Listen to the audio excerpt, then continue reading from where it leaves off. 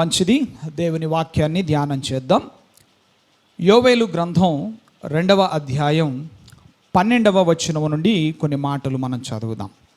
ఇప్పుడైనను మీరు ఉపవాసముండి కన్నీరు విడిచుచు దుఃఖించుచు మనఃపూర్వకంగా తిరిగి నా యొద్దకు రండి. యోవేలు గ్రంథం 2వ అధ్యాయం 12వ వచనాన్ని మనం చదివాం. ఇక్కడ ప్రవక్త అయిన యోవేలు ద్వారా దేవుడు ఒక పిలుపును ఇస్తున్నాడు. అదేంటంటే, ఇప్పుడైనా మీరు ఉపవాసముండి కన్నీరు విడిచుచు దుఃఖించుచు మనఃపూర్వకంగా తిరిగి నా యొద్దకు రండి అని పిలుస్తున్నాడు. ఎందుకు దేవుడు ప్రవక్త ద్వారా ఈ పిలుపునిచ్చాడు అనే విషయాన్ని ఓసారి మనం పరిశీలన చేద్దాం.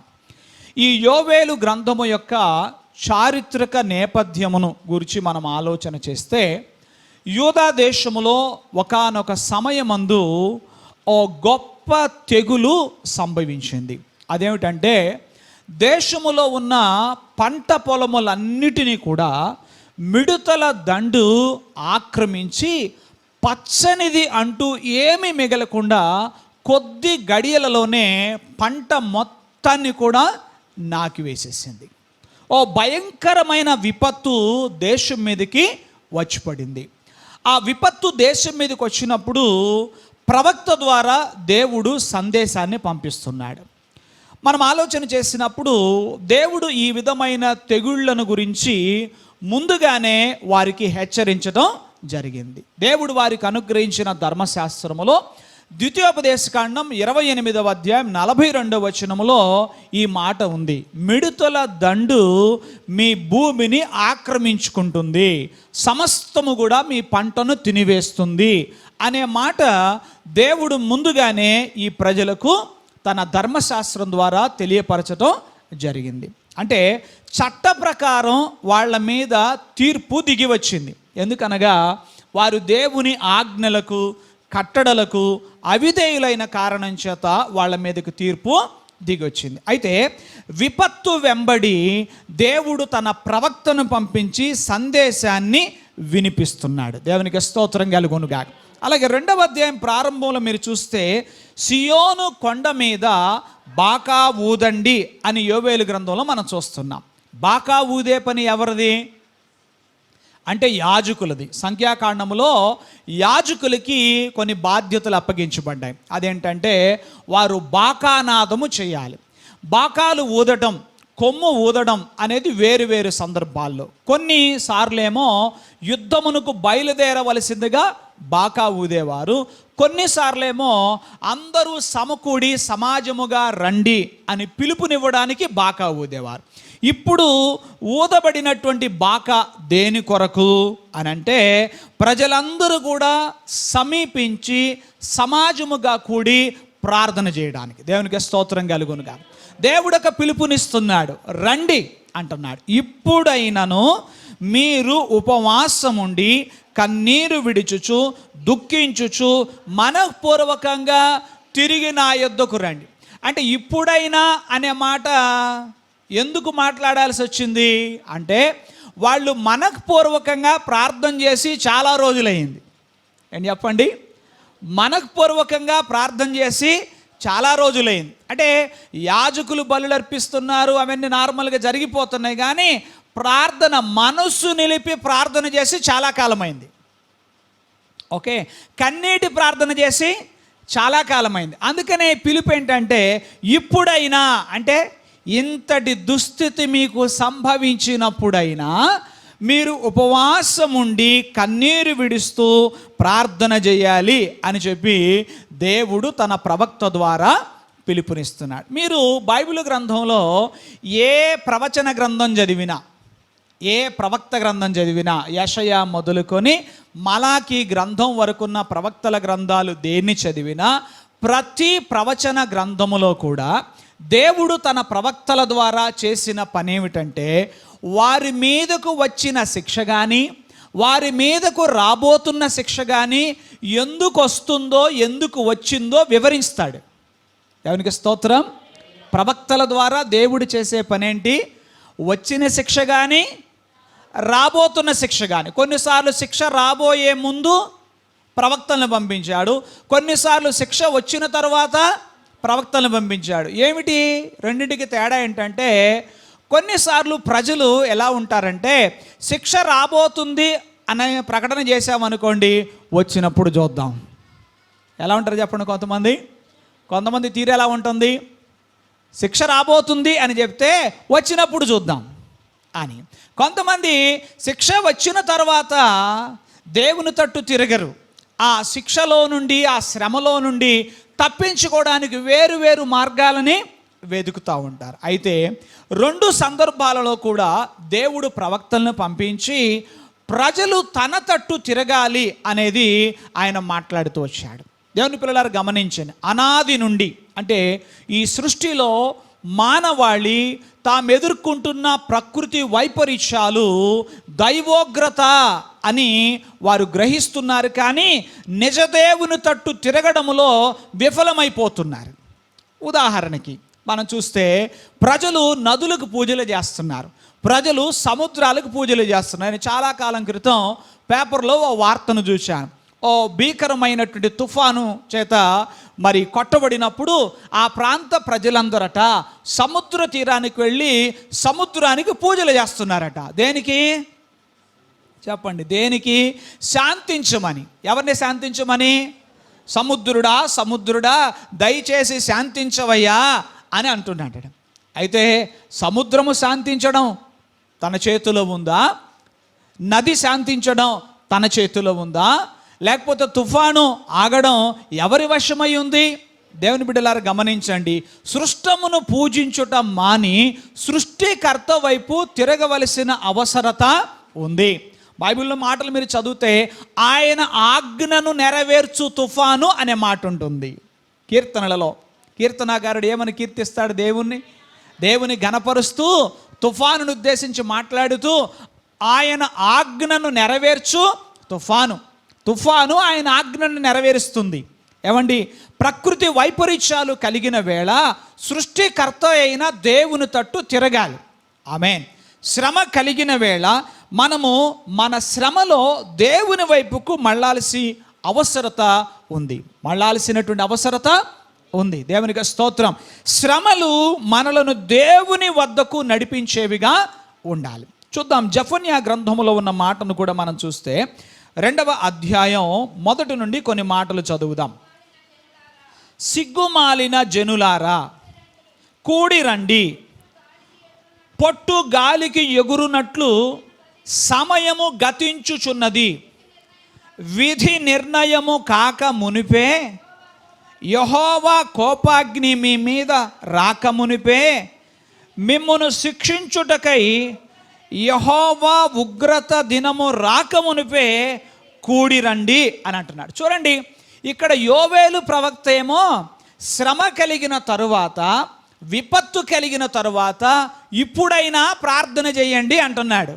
అంటే శ్రమ కలిగింది కదా, విపత్తు కలిగింది కదా, ఇప్పుడైనా ప్రార్థన చెయ్యండి అంటున్నాడు.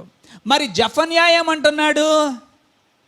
శ్రమ రాకముందే ప్రార్థన, అదే కదా అన్నాడు, రాకమునిపే, మీ మీదికి రాకమునిపే, ఉగ్రత దినము రాకమునిపే కూడి రండి. ఒక ప్రవక్త ఏమో ఇప్పుడైనా రండి అంటున్నాడు, ఒక ప్రవక్త ఏమో ఉగ్రత రాకమునిపే కూడి రండి అని చెప్పి పిలుపునిస్తున్నాడు. అంటే శ్రమ మనల్ని ఏం చేయాలి? దేవుని వద్దకు నడిపించేదిగా ఉండాలి.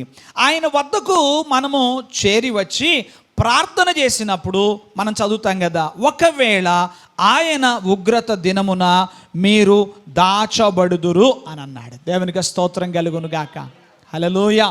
ఆయన సన్నిధికి మనం వచ్చినప్పుడు, ఆయనను సమీపించినప్పుడు ఆయన మనలను దాస్తాడు. దేవునికి స్తోత్రం. హల్లెలూయా.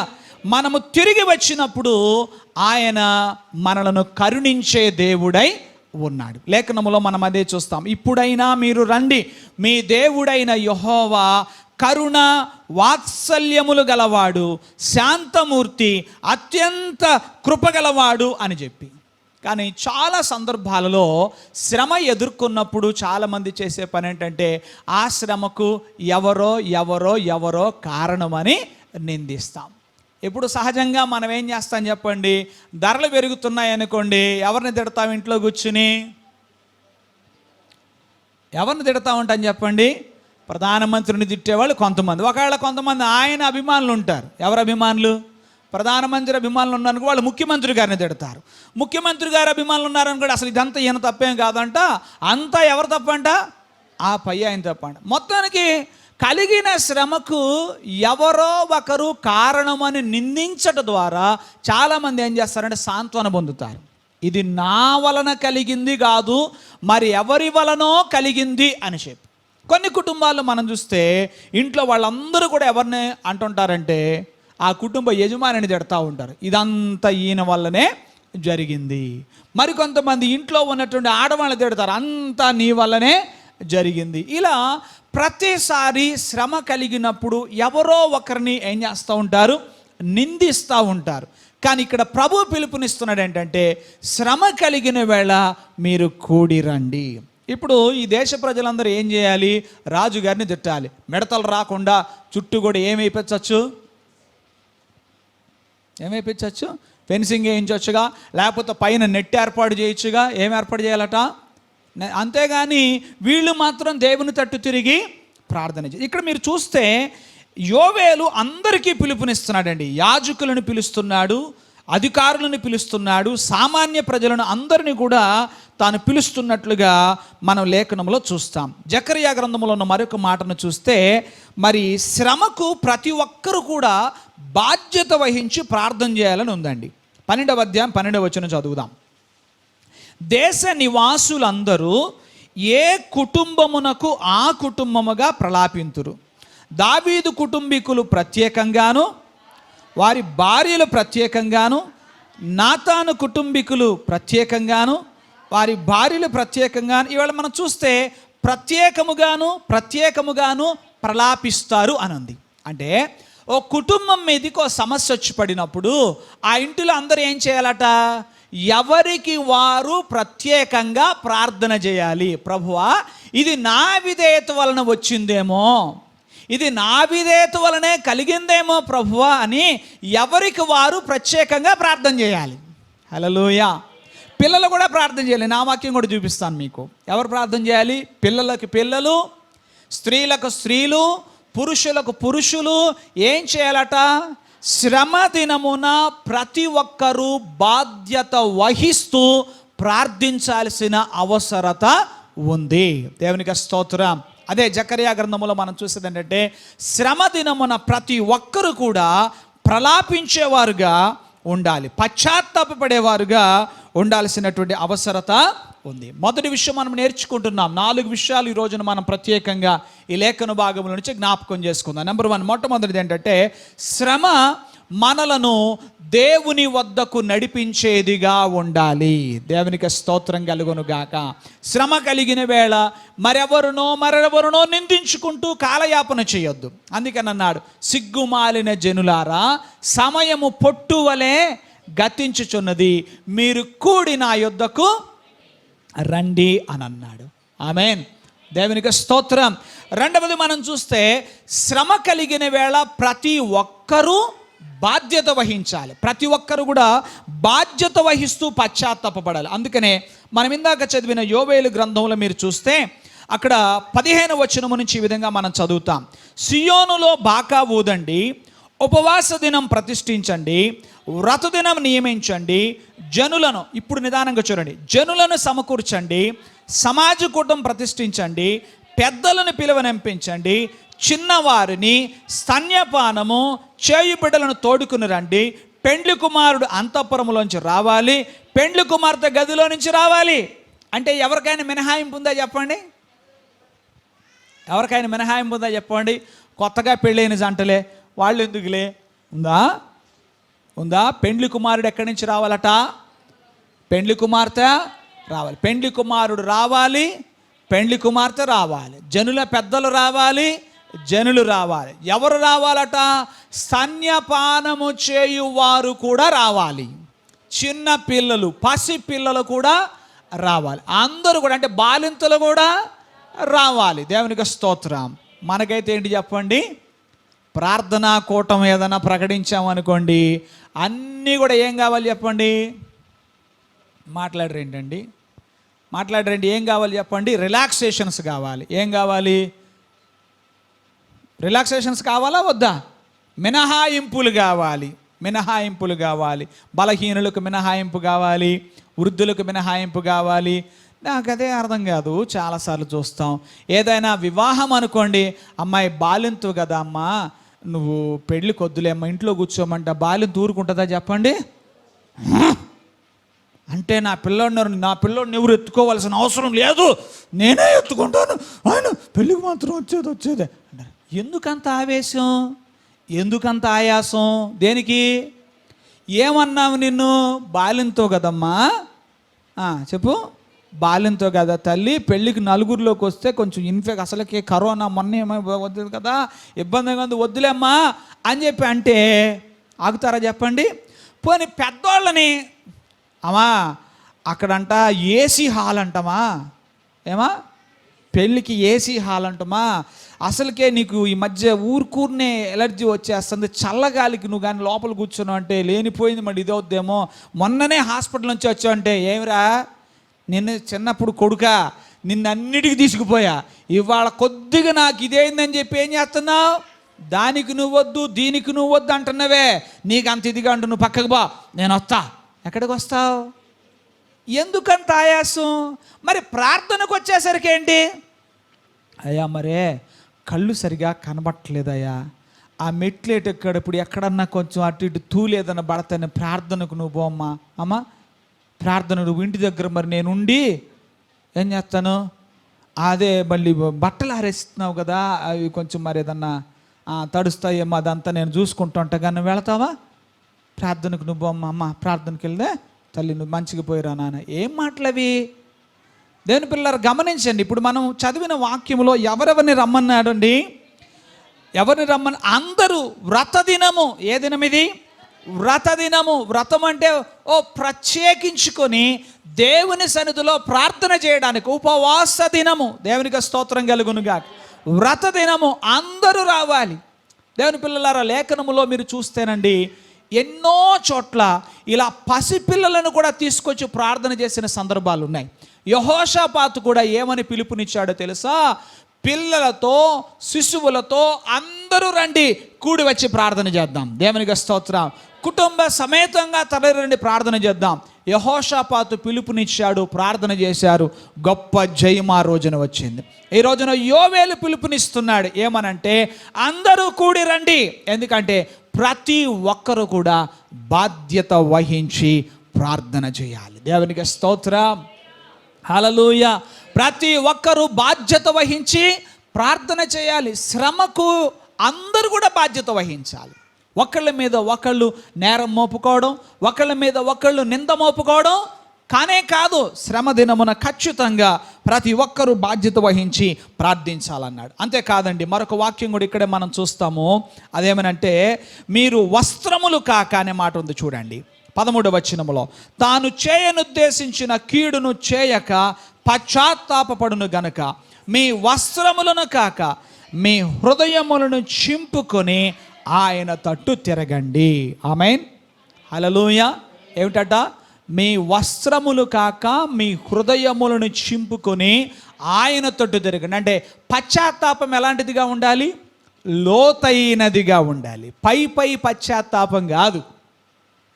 యూదులు ఒక్కొక్కళ్ళు ఒక రకంగా ఉంటుందండి. వాళ్ళు ఏదైనా పశ్చాత్తాపం వ్యక్తం చేస్తే ముందుగా వాళ్ళు బట్టలు చించుకుంటారు.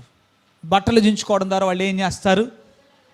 బూడిద జల్లుకోవడం ద్వారా వాళ్ళు తమ పశ్చాత్తాపాన్ని వ్యక్తం చేస్తారు. కానీ ఇక్కడ మనం చూస్తే, మీ వస్త్రములు కాక మీ హృదయములను చింపుకొని ఆయన తట్టు తిరగండి. కీర్తనల గ్రంథం 51వ కీర్తనలో భక్తుడైన దావీదు మాట్లాడిన మాటను మనం చూద్దాం. విరిగి నలిగిన హృదయమును నీవెంత మాత్రము అలక్ష్యము చేసే దేవుడవు కాదు అంటాడు. విరిగిన మనసే దేవునికి ఇష్టమైన బలు.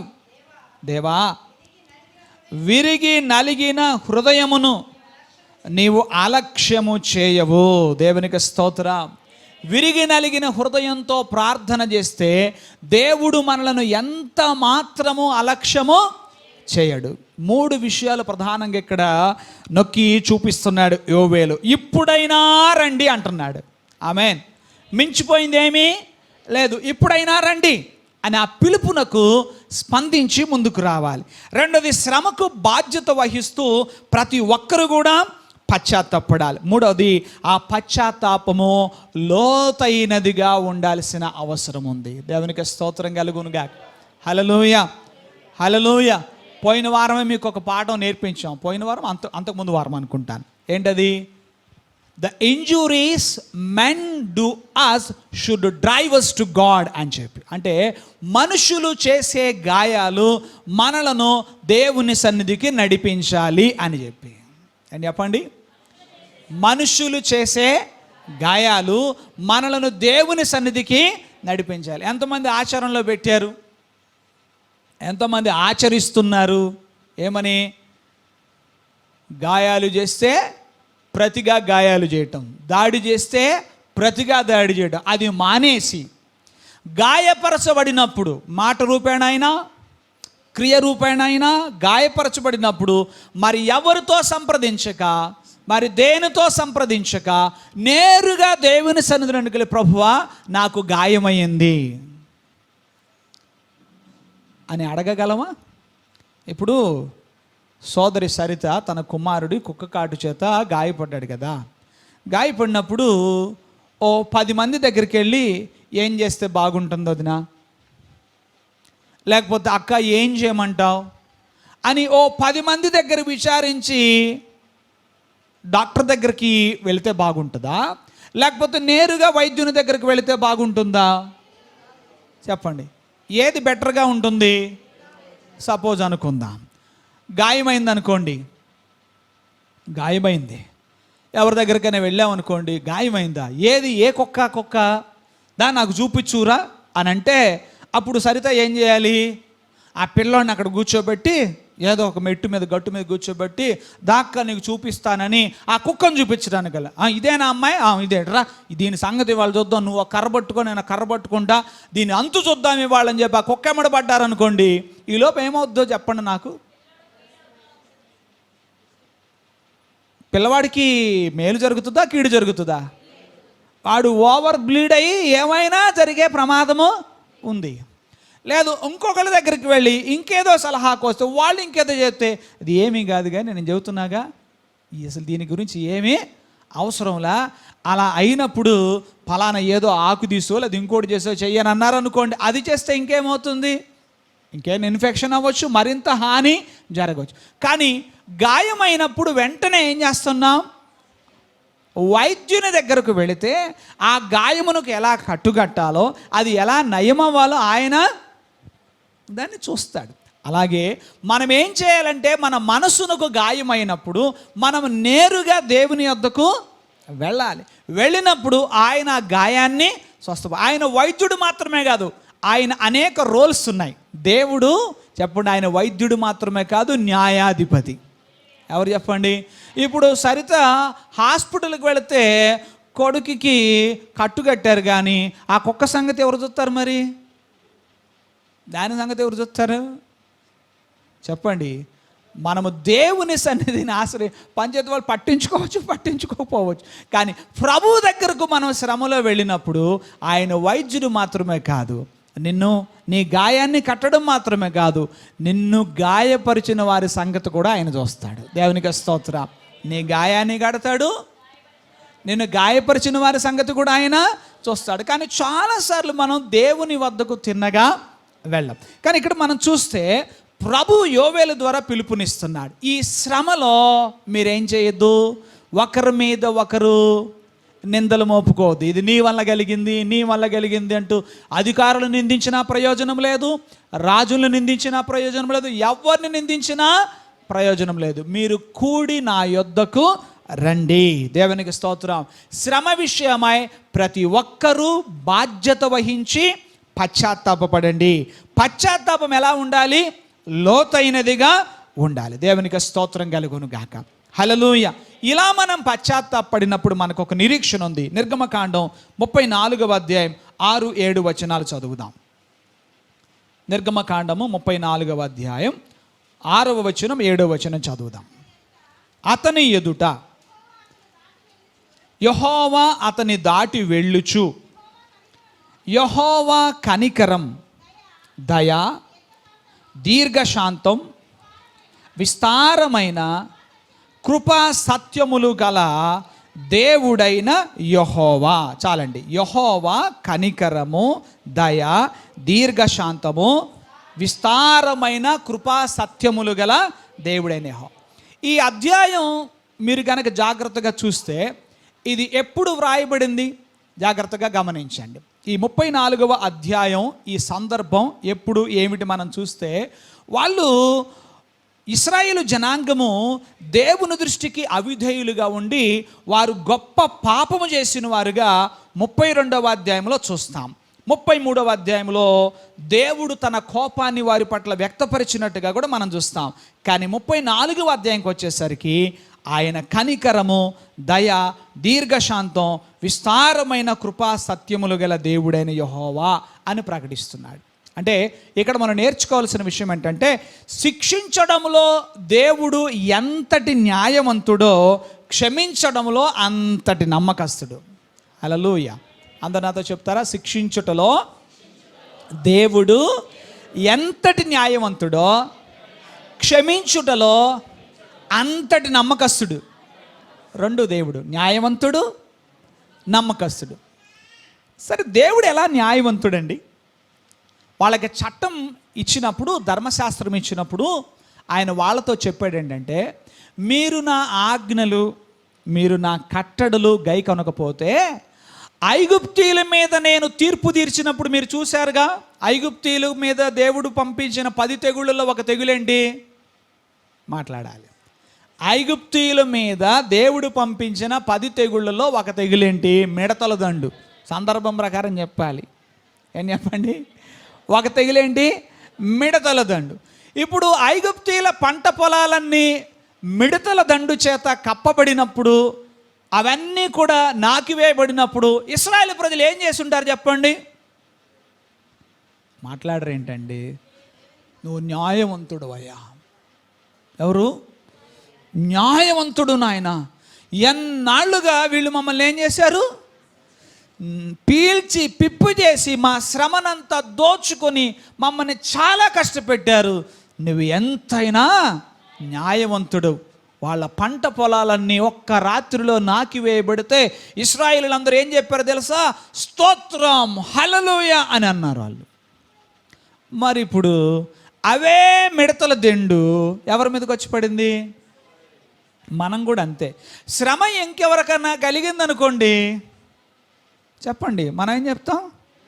ఇంకెవరికన్నా కలిగిందనుకోండి ఏమంటాం? సపోజ్ అనుకుందాం, ఒక మాట, మిమ్మల్ని ఎవరైనా దోషను మాట అన్నారండి, ఒక కాని మాట పలికారు, మీది ఏమీ తప్పు లేదు, మిమ్మల్ని కాని మాట అన్నారు అని ఒక పర్లాంగు దూరం వెళ్ళారో లేదో ఈలోపే ఓ యాక్సిడెంటే కాలిరిగిపోయింది. ఏమంటారు మీరు? ఏమంటారు మీరు? న్యాయవంతుడేనా? ఏం మాట్లాడరేంటండి? న్యాయవంతుడు అంటారుగా, అంటారా? అంటారు. సో కొద్ది రోజులు పోయిన తర్వాత మీరు ఒకనాడు వాళ్ళు మిమ్మల్ని అన్నట్టుగానే మీరేం చేస్తారు? ఇంకెవరిని అన్నప్పుడు మరి అప్పుడు ఆయన మీ కాలు కూడా ఏం చేయాలి? చట్టం సమానమే. చట్టం అందరికి ఎప్పుడు కూడా దేవుడికి పక్షపాతం ఉండదు. మీరు కావాలంటే బైబిల్లో చూపిస్తాను. ఆ ధర్మశాస్త్రంలో దేవుడు ఇవన్నీ వ్రాయించాడు. ఇందాక మీతో చదివించలేదు కానీ ఒకసారి చూపిస్తాను చూడండి. ద్వితీయోపదేశకాండం 28వ అధ్యాయంలో, ద్వితీయోపదేశకాండం 28వ అధ్యాయం 42వ వచనం ముందు చదవండి. మిడతల దండు నీ చెట్లన్నిటినీ, నీ భూమి పంటను ఆక్రమించును. రైట్. ఆ తర్వాత 61వ వచనం చదవండి. మరియు నీవు 60 నుంచి, నీవు భయపడిన ఐగుప్తు క్షయవ్యాధులన్నిటినీ, ఇప్పటిదాకా మీరు కొన్ని తెగుళ్ళు చూశారు. అవి ఎవరికి సంభవించడం చూశారు? ఐగుప్తీయులకు సంభవించడం చూశారు. ఎందుకు సంభవించిన ఐగుప్తీయులకు తెగుళ్ళు? చెప్పాలి. మీరు చరిత్ర బాగా చదివి, బైబిల్ని బాగా చదివి చెప్పండి. ఐగుప్తీయులకి తెగుళ్ళు సంభవించడానికి కారణం ఏంటి? ఎందుకు సంభవించినండి? దేవుడు తెగుళ్ళు ఊరికినే పంపించాడు ఐగుప్తీయుల మీదకి? లేదు. ఎందుకు పంపించాడు? వారు ఇశ్రాయేలీల చేత వెట్టి చాకిరీ చేయించారు, వాళ్ళ శ్రమను దోచుకున్నారు, వాళ్ళకు శ్రమకు తగ్గ ఫలితం ఇవ్వలేదు, వాళ్ళ కూలి వాళ్ళకి ఇవ్వలేదు, వాళ్ళని బాగా ఏడిపించారు. ఇంకా చెప్పాలంటే వాళ్ళు ఎంతగా వీళ్ళని విసిగించారు, వేధించారు, హింసించారంటే వీళ్ళు ఇంత బాధ పెడుతున్నా వీళ్ళు అభివృద్ధి చెందుతున్నారని వీళ్ళని ఎలాగైనా సరే ఏం చేయాలి? తగ్గించాలని కడుపున పుట్టిన బిడ్డలని, చంటి పిల్లల్ని కనబడినోడిని కనబడినట్టు చెరువుల్లో, నదుల్లో, కాలువల్లో కళ్ళ ముందే బిడ్డలను విసిరేస్తున్నారండి. అలా విసిరేస్తున్నప్పుడు ఎంతమంది తల్లులు ఆక్రందన చేసి ఉంటారు చెప్పండి? ఎంతమంది తల్లులు ఆక్రందన చేసి ఉంటారు? అయ్యో ప్రభువా, మా బిడ్డలు ఆకాశమున కంటున్నంతగా వాళ్ళు కేకలు వేశారు. ఆకాశానికి అంటున్నంతగా కేకలు వేస్తే ఆ రోజున వారి మొర్ర విన్నవాడు ఎవడూ లేడన్నట్లుగా పరిస్థితులు ఉన్నాయి. అయితే సమయం సమీపించింది, దేవుడు జోక్యం చేసుకున్నాడు. ఐగుప్తీయులు చేసిన పనులను బట్టి ఒక తెగులు వెంట బిడ్డ చచ్చిపోతే ఆ ఏడుపు ఎలా ఉంటుందో, బిడ్డ చచ్చిపోతే ఆ బాధ ఎలా ఉంటుందో దేవుడు ఆ బాధను ఐగుప్తీయులకు రుచి చూపించాడంటారా లేదంటారా? ఇంకా చెప్పాలంటే తక్కువే. ఒక రకంగా వీళ్ళు చాలామంది పిల్లల్ని పడేశారు, కానీ వాళ్ళంటే అందరు పిల్లలు చచ్చిపోలే, ఒక్కొక్కడే జ్యేష్ఠుడే. ఎవరు చెప్పండి? జ్యేష్ఠుడే. ఆ పిల్లలు చనిపోయినప్పుడు ఆ బాధ ఎలా ఉంటుందో వాళ్ళకి దేవుడు చూపించాడా లేదా? చూపించాడు. అయితే ఆ తెగుళ్ళన్నీ చూపించి ఇశ్రాయేలు జనాంగానికి ఒక చట్టము రూపొందించినప్పుడు చెప్పాడు, ఇదిగో మీరు అభివృద్ధి పొంది ఆశీర్వదించబడాలంటే మీరు నా ఆజ్ఞలు, నా కట్టడలు గైకొనాలి. గైకొన్నప్పుడు నేను మిమ్మల్ని ఏం చేస్తాను? ఆశీర్వదిస్తాను. అలా కాకుండా మీరు నా ఆజ్ఞలు, నా కట్టడలు గైకొనకుండా మీరు పెడచెవిని పెట్టినట్లయితే మీరు ఏ తెగుళ్ళైతే ఐగుప్తీయులకు సంభవించడం చూశారో ఆ తెగుళ్ళన్నీ నేను మీ మీదకి రప్పిస్తాను అని ముందుగానే వాళ్ళకి ఏం చెప్పేశాడు? ఆయన చెప్పాడు. మిడతల దండు ఆక్రమించుకుంటుంది అని చెప్పాడు. ఇప్పుడు చూడండి, యోవేలు గ్రంథములో మనం చూస్తే మిడతల దండు ఇప్పుడు ఎవరి మీదకి వచ్చింది? యూదా వారి మీదకి, ఇశ్రాయేలు జనాంగం మీదకి వచ్చింది. ఇప్పుడు చెప్పాలి, ఆయన న్యాయవంతుడా కాదా? న్యాయవంతుడా కాదా? మరి మీలో ఎంతమంది ఒప్పుకుంటారండి? ఎంతమంది ఒప్పుకుంటారు? ఏదైనా శ్రమ కలిగినప్పుడు, దేవా ఈ శ్రమ నాకు కలగడం ఈ విషయంలో నీవు న్యాయవంతుడివే. ఏం భాస్ గారు మీరేంటి ఇలా చెప్తున్నారు? బైబిల్లో మనం చూస్తే నెహెమ్యా, ఎజ్రా వంటి వారు ఈ విధంగానే వాళ్ళు ప్రార్థన చేశారు. చూద్దాం ఒక్కసారి నెహెమ్యా గ్రంథానికి రండి. ఆయన ప్రార్థన చేసినప్పుడు, ఎజ్రా ప్రార్థన చేసినప్పుడు వాళ్ళు ఏమని దేవునికి మొరపెట్టారో, మా మీదికి వచ్చిన శ్రమలన్నిటినీ మేము చూడగా, ఎన్నవ అధ్యాయం? 9వ అధ్యాయం చదవండి. ఏమండి అందరూ మీరు గమనించాలి. నెహెమ్యా గ్రంథం 9వ అధ్యాయం 33వ వచనం. మా మీదికి వచ్చిన శ్రమలన్నిటినీ చూడగా నీవు న్యాయస్థుడవే. చాలండి. మా మీదికి వచ్చిన శ్రమలన్నిటినీ చూడగా నీవు న్యాయస్థుడివే. ఇప్పుడు యోవేలు గ్రంథములో ప్రవక్త అయిన యోవేలు ద్వారా దేవుడు ప్రజలకు ఇస్తున్న పిలుపు కూడా ఏంటండి? పిలుపు ఏంటి? అందరూ చేరి వచ్చి ఉపవాసం ఉండి ఏం చేయాలి? మనఃపూర్వకంగా విజ్ఞాపన చేయాలి. ఏమని? ప్రభువా, మా మీదకు నీవు పంపిన ఈ మిడతల దండు న్యాయమే. ఎందుకు న్యాయమే అని చెప్పాలి? ఎందుకు న్యాయమే అని చెప్పాలి అంటే, మేము మనస్సు నిలిపి ప్రార్థన చేసి చాలా కాలం అయింది. ఇంకా అసలు చెప్పాలంటే ప్రార్థన చేసి చాలా కాలం అయింది. మేము వాక్యం చదివి ఏం మాట్లాడరు? చాలా కాలమైంది. ఉపవాసం ఉండి చాలా కాలమైంది. ప్రభువా, నీవు మా మీదికి పంపిన ఈ శ్రమలన్నిటిని చూడగా నీవు న్యాయస్థుడవే.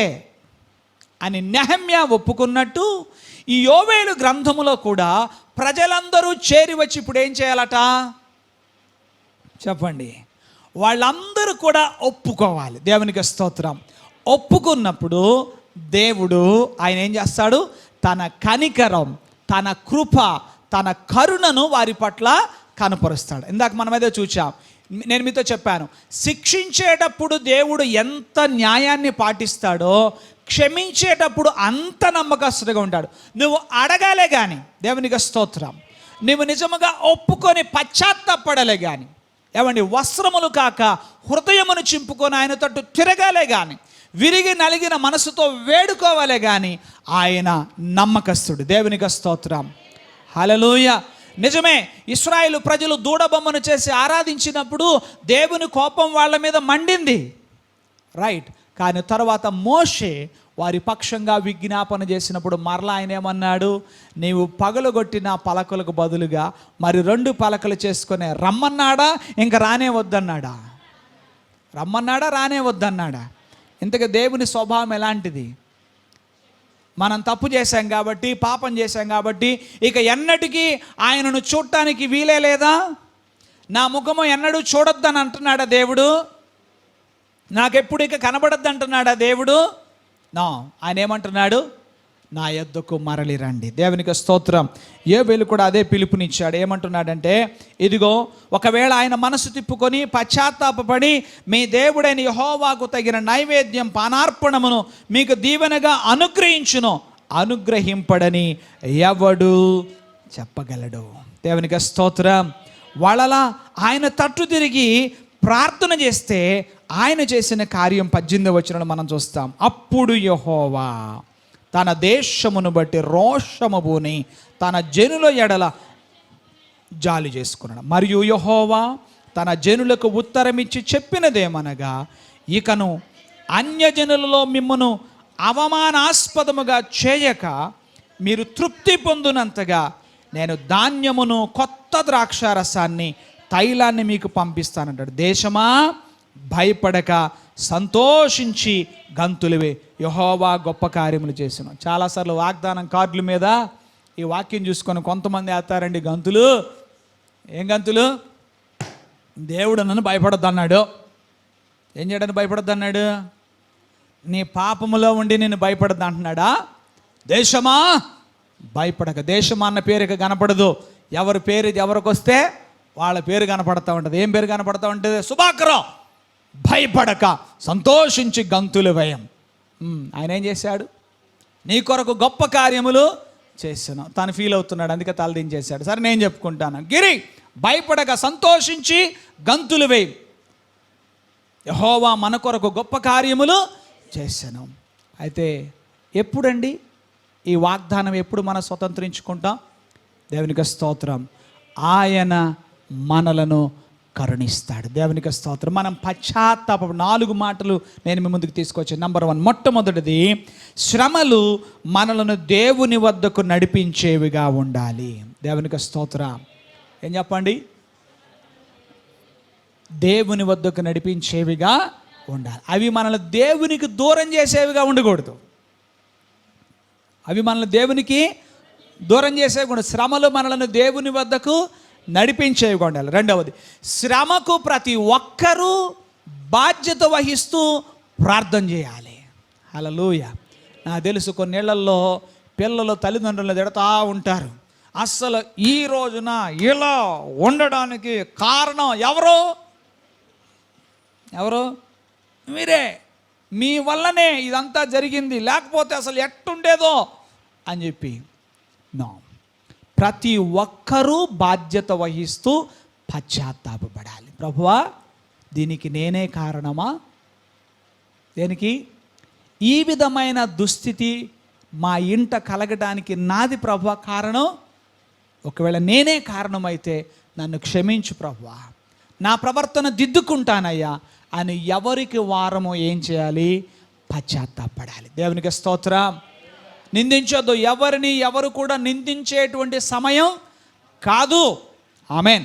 తర్వాత 3వ విషయం మనం చూస్తే, పశ్చాత్తాపము పై పశ్చాత్తాపం కాదు.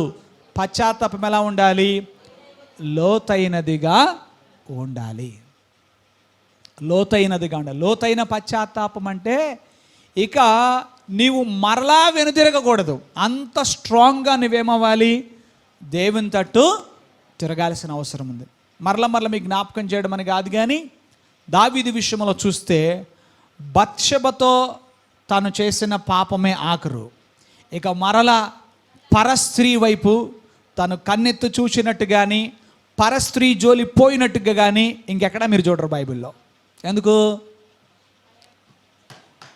అంతటి భయం, వణుకు, లోతైన పశ్చాత్తాపం తనకి కలిగింది.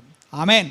సో లోతైన పశ్చాత్తాపం అంటే ఏంటంటే మరి ఇక ఎన్నడూ పూర్వ పాపములకు మళ్ళుకోకుండా ఉండడం. దేవునికి స్తోత్రం కలుగునుగాక. హల్లెలూయా.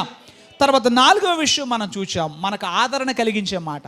మీరు చూడండి, ప్రవక్తల గ్రంథాలు అనగానే చాలామంది ఏమనుకుంటారు, వద్దురా నాయన బాబు, ఆ ప్రవక్తల గ్రంథాలు చదివిన దగ్గర నుంచి అన్నీ ఏముంటాయి, శిక్షలే శిక్షలు, శిక్షలే శిక్షలు అనుకుంటున్నాం. ఆ ప్రవక్తల గ్రంథాలన్నింటిలో కూడా ఒక ఆదరణ, నిరీక్షణ ఉంది. నేను ఇందాక మీతో చెప్పినట్లు దేవుడు ఏదైనా విపత్తును, శ్రమను పంపించినప్పుడు దానికి గల కారణమేంటో వివరించడానికి ప్రవక్తను పంపిస్తాడు. ఆమేన్. వివరించడానికి పంపిస్తాడు. ఆ శ్రమ తొలగేటువంటి మార్గమేంటో చూపించడానికి ప్రవక్తని పంపిస్తాడు. ఆమేన్. వివరిస్తాడు. ఆ శ్రమ తీరేదెట్లాగా కూడా ఆయన చెబుతాడు. ఆయన చెప్పిన ప్రకారంగా ఆయన వైపుకు మళ్ళుకుంటే రిజల్ట్ ఎలా ఉంటుందో కూడా ఆయన చెప్తాడు. దేవునికి స్తోత్రం. ఏంటి రిజల్ట్? ఏంటి రిజల్ట్ చెప్పండి. ఇప్పుడే మనం చూసాం, శిక్షించడంలో ఎంత ఉన్నాడో చెప్పండి, క్షమించడంలో కూడా అంత నమ్మకస్తుడిగా ఉంటాడు. దేవునికి స్తోత్రం. ఆయన క్షమించడంలో నమ్మకస్తుడు కాబట్టి మనము ఆయన సన్నిధికి వెళ్ళాలి. హల్లెలూయా. వెళ్ళి మనం ప్రార్థన చేసినప్పుడు మరలా మనము కోల్పోయిన దానిని ఆయన మనకు తిరిగి అనుగ్రహిస్తాడు. హల్లెలూయా. ప్రార్థన చేసుకుందాం. తలలు వంచండి, కన్నులు మూయండి. వందనాలు చెల్లిస్తున్నాం ప్రభువా. ఈ ఉదయకాలం నీ పరిశుద్ధ సన్నిధిలో చేరి వచ్చి ప్రభు నీ ఉపదేశాన్ని ఆలకించటానికి మీరు మాకు చూపిన కృపను బట్టి వందనాలు. ప్రవక్త అయిన యోవేలు ద్వారా మీరు పంపిన ఉపదేశాన్ని మా ముందుకు తీసుకొని వచ్చారు.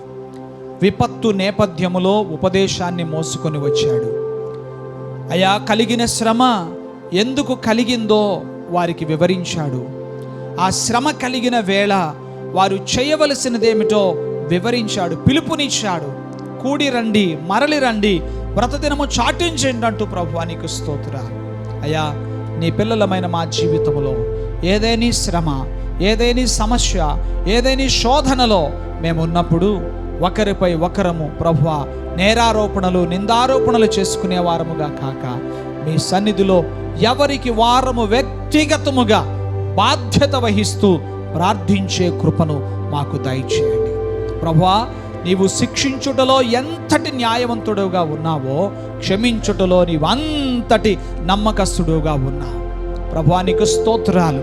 అయ్యా, మేము చాలా మార్లు తండ్రి నీ కోపమును గురించే మాట్లాడుకుంటాం, కానీ తండ్రి నీవు కోపించుచునే వాత్సల్యత చూపించే దేవుడు, క్షమించుటకు సిద్ధ మనసు గలవాడవు.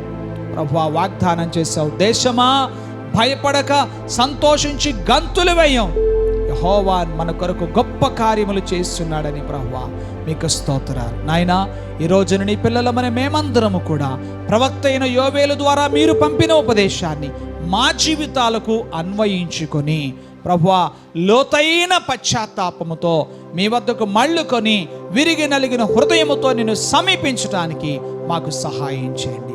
నేడే నీవు విడుదలనివ్వడానికి సిద్ధంగా ఉన్నావు ప్రభువా. ఆ రోజున ఐగుప్తీయుల మీకు తెగుళ్ళు వచ్చినప్పుడు ఇశ్రాయేలులందరూ సంబరపడ్డారు, ఎందుకంటే దేవుడు న్యాయవంతుడు, తీర్పు తీర్చాడని. కానీ ఆ ఐగుప్తీయులు చేసినట్లుగానే అవే పాపములు ఇశ్రాయేలు ప్రజలు చేస్తే ప్రభువా నీవు చూచి చూడనట్లుగా ఉండలేదు, కానీ వారికి సైతం నువ్వు తీర్పు తీర్చావు. నిజమే ప్రభువా, ఈ రోజున లోకములో ఎవరైనా ఏదైనా తప్పిదం చేసినప్పుడు దేవుడు జోక్యం చేసుకోవాలి, తీర్పు తీర్చాలి, న్యాయం తీర్చాలి అంటూ మేము మాట్లాడతాం. అయితే మరి మా తప్పుల విషయమై, మా అపరాధముల విషయమై నీవు న్యాయవంతుడుగా లేవా?